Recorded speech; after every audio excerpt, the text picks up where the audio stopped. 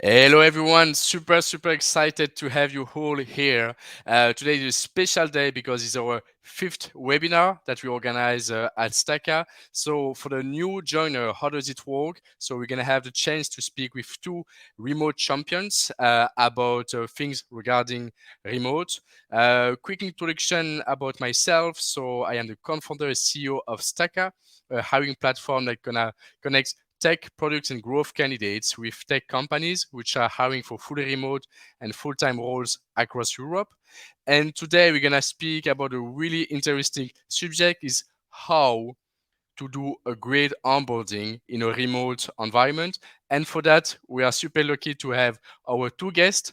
We have Nicola, who is engineering manager at Zendesk, and we have Jay, is the way to call him in an American way, which is today head of engineering at Maropost.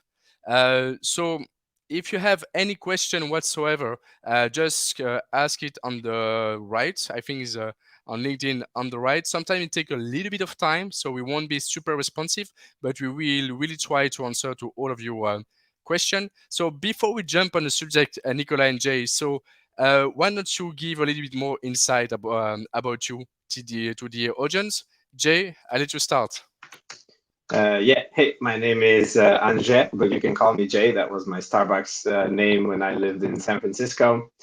Yeah, I have pushing 2 decades in engineering myself. I've been working remotely since 2017. I started the hard way, maybe, because I just kept my job from San Francisco moving over to Europe. So I also worked across time zones.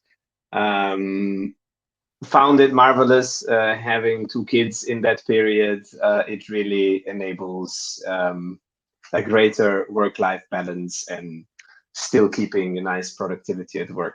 So yeah, as you said, I run engineering, but I come from a back-end engineering background before that.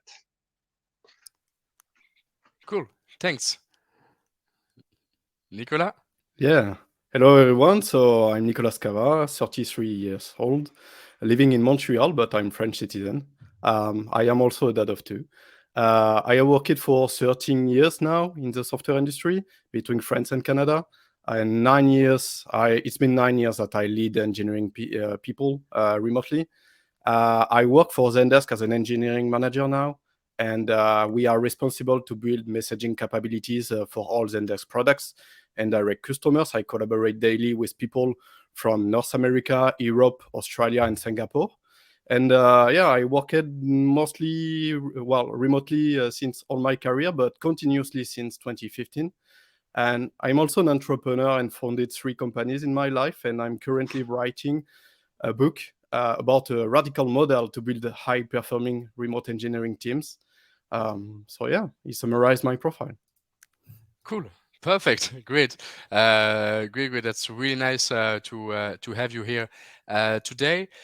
So when we spoke about onboarding new employees, most of the time we speak only about the first week, having the coffee time. But I mean, when you have people on site.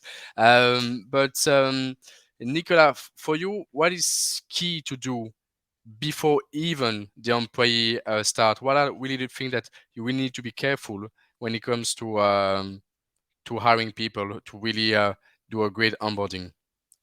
Yeah, so on my end, I think onboarding starts even during the hiring process. You should start building trust. It's really important, especially in a remote setting. And you can start building trust during the hiring process by exchanging with candidates and showing vulnerability and authenticity too. But before starting, indeed, you should send all the hardware and laptops. You should also prepare all permissions for the day and have an open channel also for new hires to ask questions. So most of the time, I also assign a buddy from my team to the new hire, and I create an email thread, for example, between him and the new hire, and even maybe the tech lead, for example. So this way, the new hire can ask endless questions through a very explicit communication channel. Also, I think you should invite the new hire to all rituals and meetings, indeed. And what I like also is to send a welcome letter that explain all the onboarding plan for the new hire. very explicitly. So this way, there is no blind spot or gaps for his experience or her experience. Cool, perfect. And you are Ajay, like you've been like working as a head of for quite some time, been working in various parts of the world. What are the key things that you really take care of um, even before having the employee starting his first day? Yeah, so like basically a little bit what Nicholas already mentioned is you need to make a plan ahead of time, especially in a remote setting. I think, having meetings feels a little less natural and fluent than it would in an office, right? Also, in a remote setting, people have the liberty of organizing their day slightly more flexibly, right? So it helps to have the first week really booked ahead of time. So make sure to send out all the invites to calendars, provision email, um, things like that. And again, I agree with that it starts doing the hiring. The way we do it is that basically me as the responsible or manager in the team and also the head of product, we do a lot of the hiring where we build this kind of trust. Um, and also the engineers who do the technical interview, when we're all we make sure to communicate that we're all available with any questions and so on, even before the candidate joins. Okay. And Jay, how do you really spot during the hiring process the candidates that will be like fitting good in a remote environment and the one that will be more comfortable in an on-site organization? Yeah, so basically what we do is so far we've been biased towards hiring slightly more senior candidates. If someone has remote experience from before, that's a huge plus. It's not a necessity.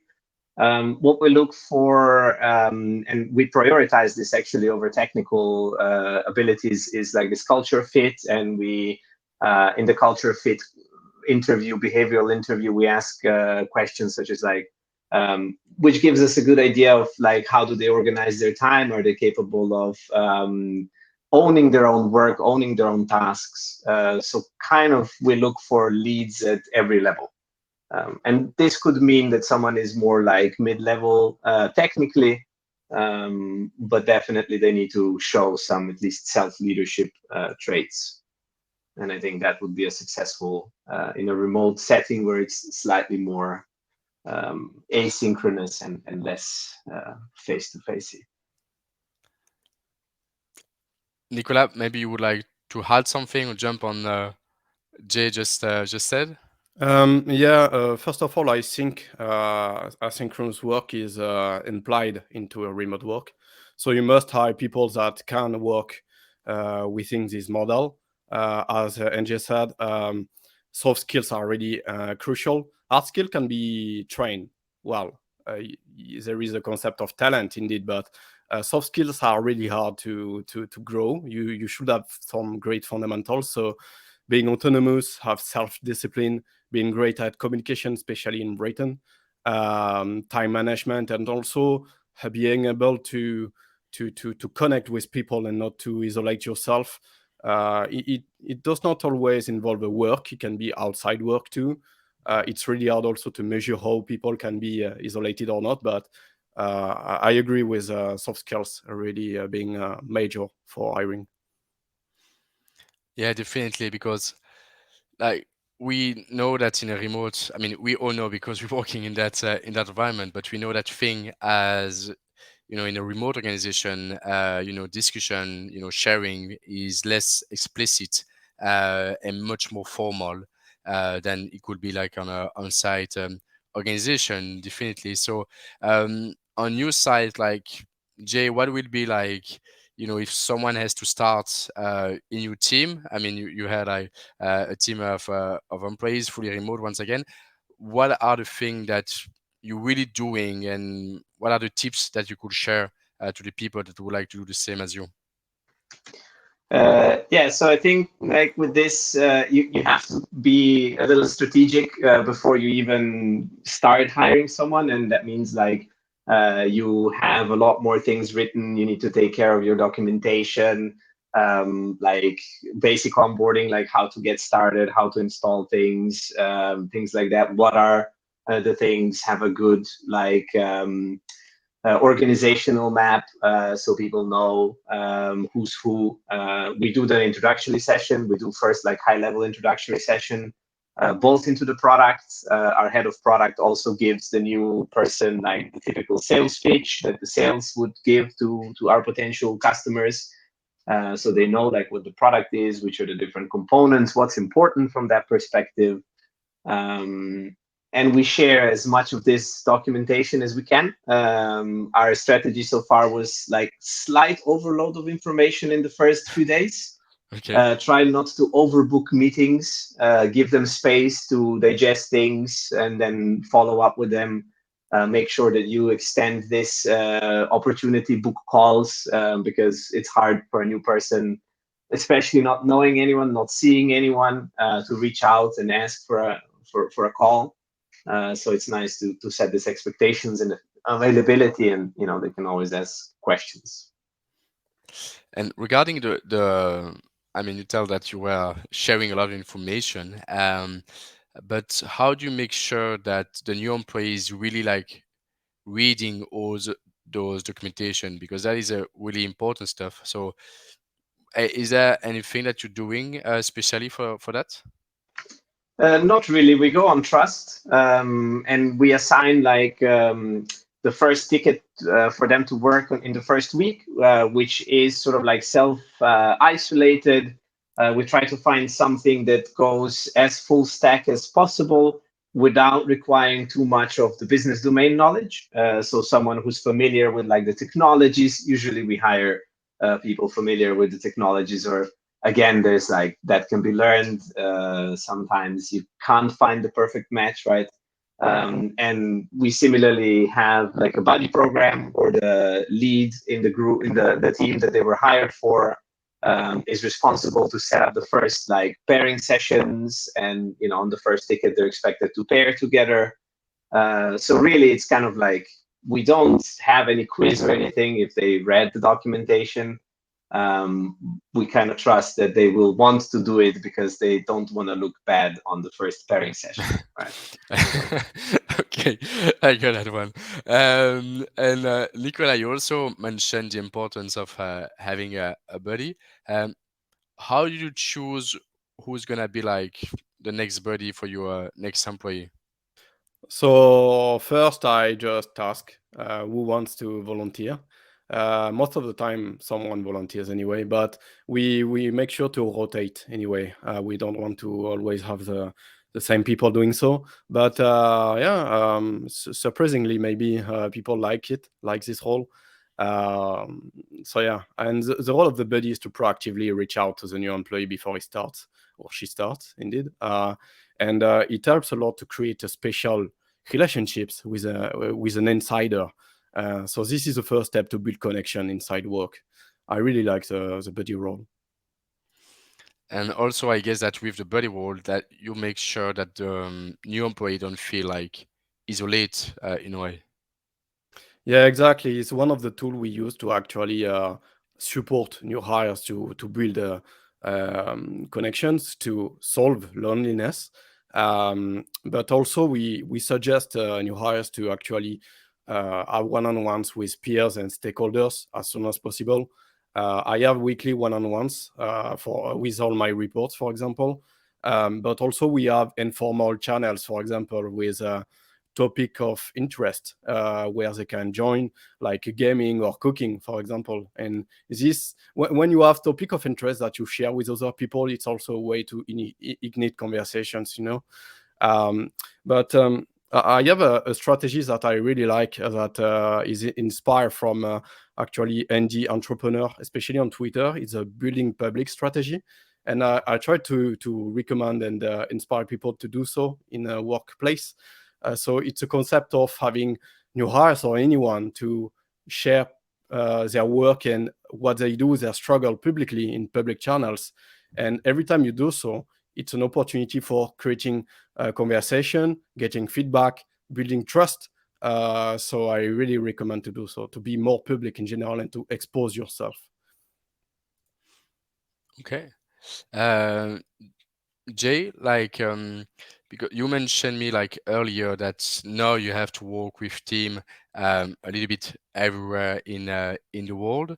Um, what do you put in place when you have like someone new or someone more junior in the team? How do you help that person to better connect with his, with the people that are not directly working in his team?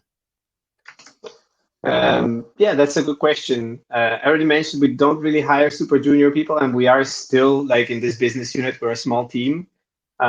We have similar to what Nicolas said earlier. I encourage public communication on channels instead of like private one-to-one or messages. Um, and yeah, we have this integration for Slack as well, which pairs random people on a regular occasion every 2 weeks, outside ideally of their primary team of coworkers to get to know each other. We have like a regular town hall as well for our business unit, and wider organization also has bi-weekly sort of like what's happening in product, what's happening in the organization overall, um, which is not so much that you get to interact with people because these are mostly like you're a consumer of information, not a producer. But at least it gives you sort of like a vibe check that you get a feeling that you're not alone, you're not lonely. There is actually other people doing other work, and you kind of see the outcomes of that work. And so, if there is anyone in the audience, like willing to ask question, feel free. There is the chat, and also it will make us like we are three at the moment, but I know we are more like watching that podcast. So please don't hesitate like to ask if you have any question. Um, Also, Nicola, like there is one thing that is a little bit hard in my point of view, and the feedback I could have like sometime from candidates when they start in a remote, company, they don't have like that direct link with their colleagues and so on.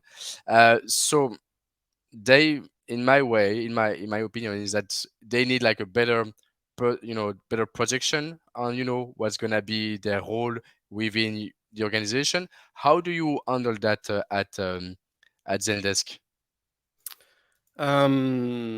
So we try to be explicit on everything. Expectation on the role indeed is really crucial, but also to help the new hire to recognize how their responsibilities actually align with the overall strategy and how their work is actually making the business successful. So you should avoid to have any implied rules. Everything must be explicit in remote. You must be intentional in general, and it participate to increase alignment. And this is really also crucial. To I, I advocate for people to be as autonomous as possible and to delegate authority, but it does not work if people are not aligned toward the business goals. So that's why it's crucial. So trust and delegation of authority, but alignment. The more you are aligned, the more you can give freedom to people to actually execute and operate as they want. And regarding that trust, Jay, we know that in a remote organization, that thing is really key. Um, how do you what do you put in place to really build like that trust environment where you make sure that everyone could speak out?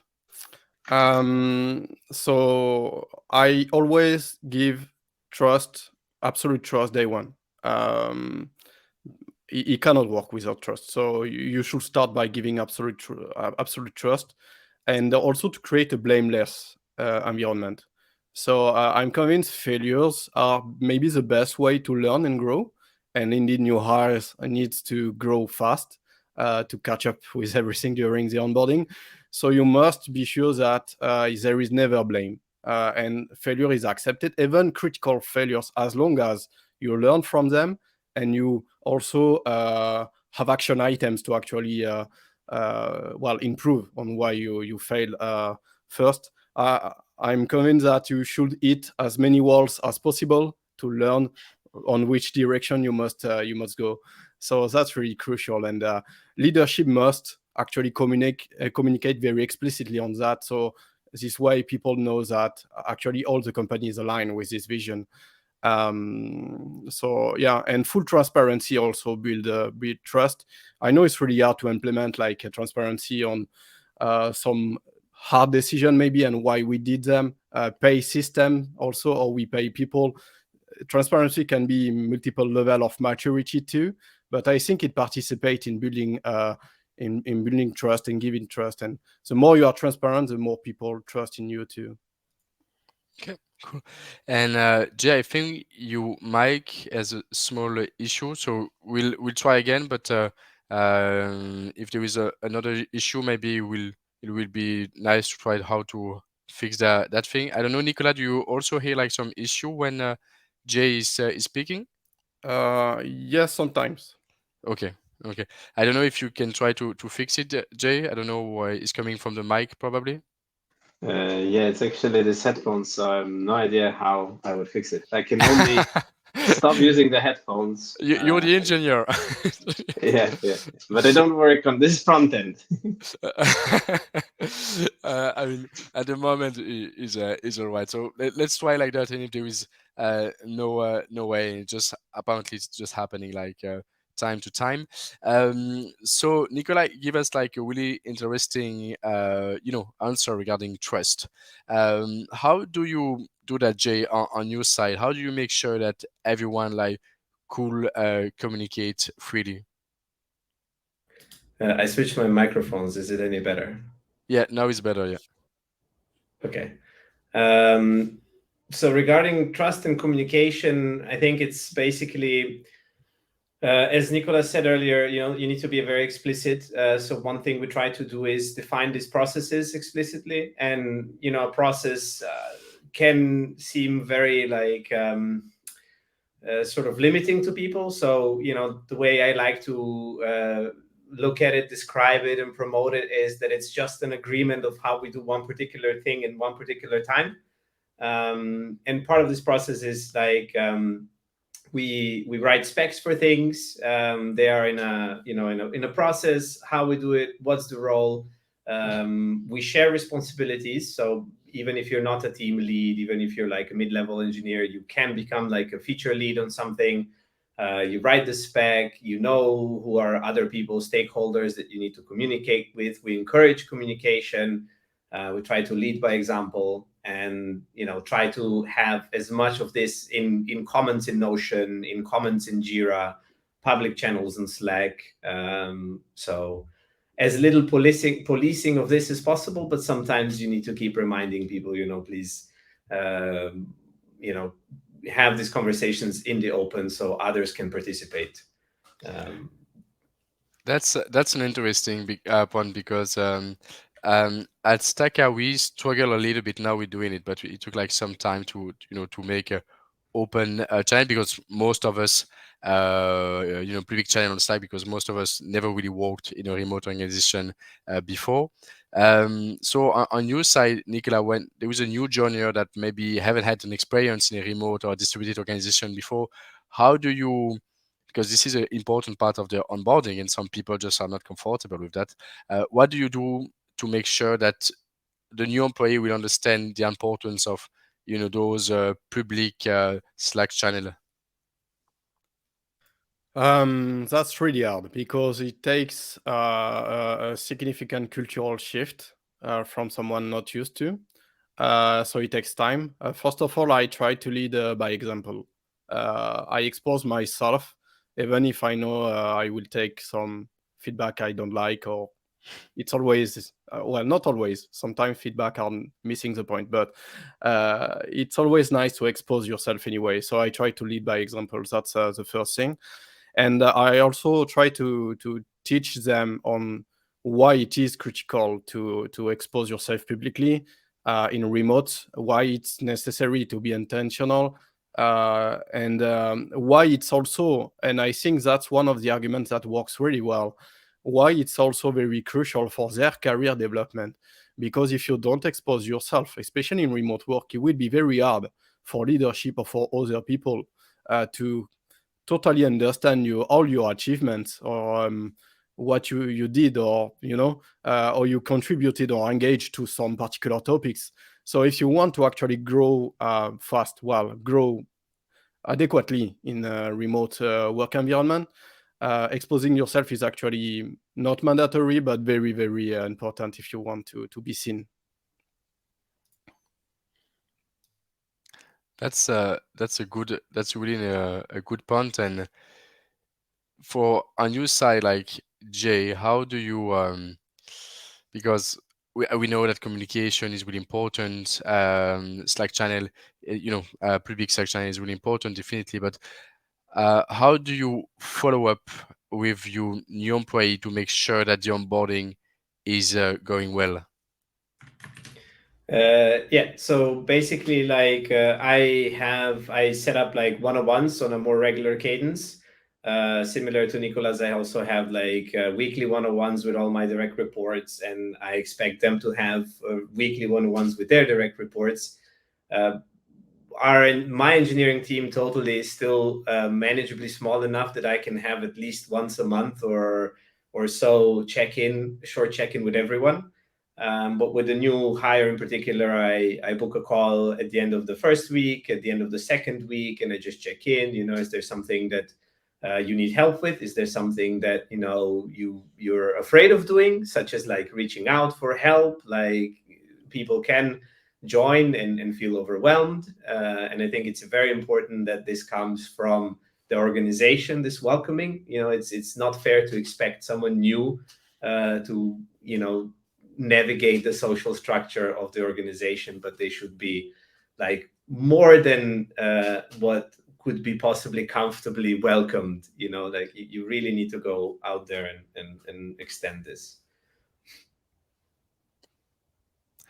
Nicolas, you want to add something on what Jay just said? Yeah, I really like the part of not trying to understand the social structure by yourself. Again, intentionality and supporting your new hires to discover this really important.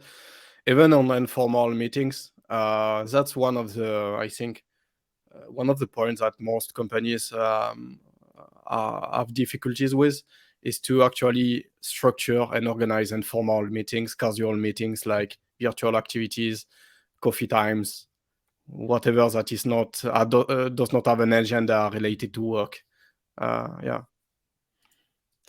And Jade, what you said was quite interesting, because it's true that for a new joiner it's really hard, like just to come and to be able to discover everything by him or herself. Um, uh, do you do like anything just to improve like the team cohesion? I don't know if you make like a little game when someone's coming, or is there like anything funny like that you can organize? Yeah, not yet. But I think these parts are like something like that would be very important. It seems trivial when you first think about it. Hmm. But like similarly before we were talking about like Slack and public channels and how you get engagement up, this is very hard to do. It kind of has to happen organically. So, you have to lead by example. You have to post, I don't know, like various different articles that you've seen. My personal philosophy so far has been to try to create so much noise that it becomes a problem, right? Like rather say, oh, we have this Slack channel which is too active. How do we break it down? And not try to break it down like into separate channels. Similarly to meetings, right? Like I would rather cause our daily check-in to be too long because of just chat about like how your day was or what happened in the morning or last night or something, and then solve that problem, right? Because that means that you're building engagement sort of organically, and it's delightful to see when others on the team start doing that, which means that like you've hired high engagement, high energy people. So the cultural fit was a success in my eyes. Cool.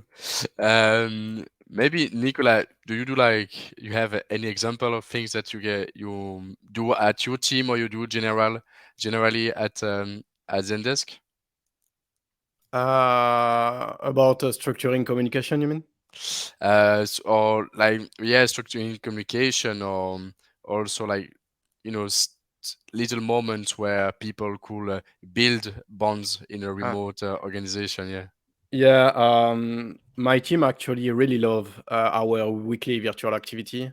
So I have a spreadsheet where I list all the activities we had so far, and every week people can just vote for the next one, and maybe they can come up with new ideas too. And they really like this activity because it enables to understand each other and create indeed connection. And yeah, it's just you breath from your week, you know. And I personally I really love a GeoGuessr in co-op. So What is even the in name? co-op, What is the name of it? so GeoGuessr. So it's like you are in Google Map, Hmm. Google Street View, in fact, and you need to find a place in the world Okay. in cooperation. And you can do also competitions. It's really I really recommend it. But it's one of the many activities we have. Yeah. Okay, cool. And on our side, the game that works really well at Staka is thanks to our, we have a tech lead, which is called Tim, that really own all the game stuff at Staka. And the thing that works the best is that everyone has to guess a sentence or a word, and then you have to draw the thing. And it's really interesting as no one is in the same room. Then you just like finish with your random drawings. So, and those little games indeed are really, really definitely important. Okay, thanks. So I think that we've been like giving a lot of insight regarding, what should be the first thing, to do regarding an onboarding. But what I've spotted is that most of the time the onboarding just people will put a lot of energy making sure that the first week or the first 2 weeks are great. Um, Jay, like, what do you have like a long-term planning when you do an onboarding? Do you have like some moment to say, okay, so it's been 1 month, it's been 2 months. How do you organize yourself to make sure that even after those 2 weeks, the onboarding is a success? Yeah, so we don't have like a super well-defined plan for that. But we do try to walk every new hire through the stack slowly. So I mentioned already the first week, it's important for us to give them a small victory. So something that they can push to production so they can feel like accomplished. And then we expand and we sort of go through the stack. So we have like for each team, we have a rough idea of how long it takes to onboard. Some longer, some can be even a year. What we do is like a search engine. Search engine is very complicated. So then we do try to find, like a good balance of tasks, like maybe small bugs which introduce you to a new code base. And again, we encourage that almost like as a onboarding again, because like, okay, you've worked on one part of the stack, now you're going into the new one. So, here's a friend um, to help you with that. Um, but generally, we just keep an eye on sort of that we balance the work across the stack and that we give them progressively deeper tasks, and we sort of hold off from depends a little bit on seniority as well, right? But like where you more like architecture and is involved and you need to know a lot of the context, those we do later on. But we try to ramp up on a nice curve so we don't overwhelm anyone. So if I understand well, like you will give like the tickets in the beginning, really easy thing to solve Yeah. or to build, and week by week you can give things that will be stronger and stronger, and make sure that there is like that the new skills are being acquired every week. And what Yeah. if like you see that at some moments you feel that unfortunately like the employee is not like improving his skills, what that that harder ticket are not being solved, what do you do? Yeah, that's a very good and a very tough question. Obviously, my favorite answer is depends, right? It depends on the situation, it depends on the ticket, the context. What we absolutely try to do is, like give this person feedback, work with them, be very understanding of like the reasoning for it. Not everybody learns things in the same way. Not everybody learns things at the same speed. So we try to work with them and not pressure them, and was Nicholas mentioned before, like blameless culture applies here as well, right? We try not to blame them for anything. It can happen. In the worst case, maybe like they would be a better fit in a different part of the team or different team entirely in the company. And in the absolute worst case, if things don't work out, then we part ways with the employee. Okay, cool. And we have like a question which is quite interesting. We'll try to put it on the screen. So it's a question from Ashraf that say, "Hi everyone, thanks for the presentation. Hello, are you open to real-time feedback with the new hires? Sometimes they don't feel comfortable to share the feedback for fear of being judging.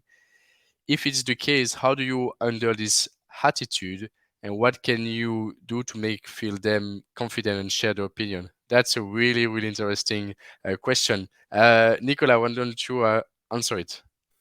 Yeah, sure. So great question indeed, and it's really tricky and takes long time to actually maybe depending on the person to solve it. But again, I think leading by example and showing that it's part of the culture to do so, it's really crucial. So the culture of feedback, the culture of being in public. So from me or from senior engineers or senior people or old timers, we must show by example first. Then also you have to teach these new hires what is the value for them to do so, and for the business. As I said, it can help to grow, to build your career development, but also help the business on many reasons. And also you can dig into teaching them about techniques to handle feedback. For example, like physicians do. So you handle feedback as information, and you try to remove the emotional attachment from them. So this way you see them as information you can use to improve and have action depending on them. But I will say the most important thing is just to do it and to become more resilient against feedback. I'm convinced many people don't like feedback. Actually, it's really hard to be challenged, and we prefer always to succeed, But so the more you expose yourself, the more you become resilient to it. So yeah, I will do this way to help them. Okay, cool. Jay, maybe you have another answer? Yeah, it's I think it's a good question and a good observation that people, especially initially, are resistant to giving feedback. The way we do it is like I do it. Like on my one-on-ones, I ask questions, I ask for feedback, I ask leading questions. Obviously, trust is earned, right? So like it might take a while before a person starts truly trusting you, saying more and more feedback to you, and it really is key that you don't react badly to feedback, because if you do that once, the trust is gone, right? So that's mostly on the manager. But then it's also depends a little bit, like what kind of feedback it is. Again, earlier I mentioned, each organization has culture, has an organization, like a sort of social structure. And if someone comes in and immediately starts saying how, things that the way they're done, they're bad, that obviously doesn't work for them as well. And they will be rejected by the social structure, by everyone in the team as well, right? So I think there needs to be some tact in that as well. And what we do is we invite, we treat process as sort of like just, this is how we do it right now. It is just as code. If everything is code, if code is code, if infrastructure is code, then process could be code as well. Which means you can kind of open a pull request for it. You can recommend, like how you would do it, write it up, present it, and start, sort of like advocating for it, or build, you have to build some political capital to do it, of course, right? But once you have sort of, so it's not in the first week that a new hire can do feedback on process and stuff. Feedback on interpersonal things, of course, that is a different matter. Okay, so if I understood well, like you're saying that it's important to raise an issue, definitely a issue that if that something needs to be fixed, it needs to be fixed. But you're telling that it's not only just raising the issue, it's also like saying to the person, okay, there is that problem. What I will do will be that, that, or that, and to make sure that the feedback is really well, could be well taken by the other person. Yeah, I think there's less of it like if it's one-on-one, if it's like interpersonal feedback or something, that's obviously like, no restrictions there. But like publicly, when you're joining a new organization, you need to find, like, you need to display some tact. You need to first observe, maybe your initial reaction is also too aggressive. You were used to, like, humans are resistant to change, right? Like maybe in your previous role, you did things differently. You're joining a new team, they do something differently. It's irritating to you. Don't go out and start, like Wild West shooting your guns in the bar. You're not going to make friends, but kind of come with solutions, come with proposals of how you think it could be improved, and people will respond well to it, I think, in my experience. Okay, cool. Thanks. So we already done 40 minutes. It went super, super fast. But the 3 points that I could take out of our conversation is really like the onboarding doesn't start on the first day. It starts before. You have to find people that will be a good culture fit and that will also have the soft skills to work in a fully remote environment. Also to make sure that employees will have like the setup ready for the first day. I also really like the idea of what you're doing, Nicola, doing like a employee letter, so he could understand really what he's gonna be doing for the first weeks. And then, of course, the first or the 2 first weeks really explain well the communication, but different, various one-to-one to really build like that trust environment between the new employee and the rest of the team, and really explain also to the new employee how to communicate within his team or the organization, because once again, Jay, you said that every organization works differently, so the new employee needs to understand how it works, and also that the onboarding doesn't stop just after the end of the second week. That is important to continue meeting, doing one-to-one, making sure that the person doesn't feel isolated. And as you said, Jay, if there is an issue, if we see that you took the example, I will take your example with the ticket to fix. If there is an issue, not saying it doesn't work, but taking the time with the new employee, really trying to understand why he cannot fix those tickets and really try to find solution before just saying no, it won't work. Nicola, Jay, do you want to add anything or to say anything? Yeah, we just conclude with what you said is really exactly the summary of what we discussed. But yeah, I mean, first of all, before trying to solve your remote onboarding process, you must solve your remote first culture, because all the challenges from remote will cascade to the remote onboarding anyway. So if you have not the right culture for remote working to start, you will not have a great remote onboarding process anyway. And then focus on helping the new hire to build connections, trust, delegate authority, and make the new hire to have accomplishment as soon as possible, career development as soon as possible too, etc., etc. So that will be my takeaway. Cool. I have a parting thought, which is assume good intent. While onboarding, while not onboarding, especially in remote, written communication lacks all the body language, lacks everything. So you truly have to assume good intent in anything that people do. I've seen far too often in my remote career that people go into unnecessary conflict because they have misunderstood or chose to misunderstand what the other party has written. And this is because you lack face to face, and perhaps this is why it's important to have a regular face to face with your team or the people that you communicate with. So, Thank you, because those, just like, do you want to add something, really brought a lot to the our conversation. And now there is a lot of questions coming, but I'm not going to ask you those questions right now because we don't have the time. But thanks to all the viewers to be there. Thanks, Ishra, for your question, and once again, Nicola, Jay, thanks again, because I'm sure he brought like a lot of values to everyone, including me. Thanks, everyone. Cheers. Bye. Thank you. Bye. Ciao. Thank you. And we are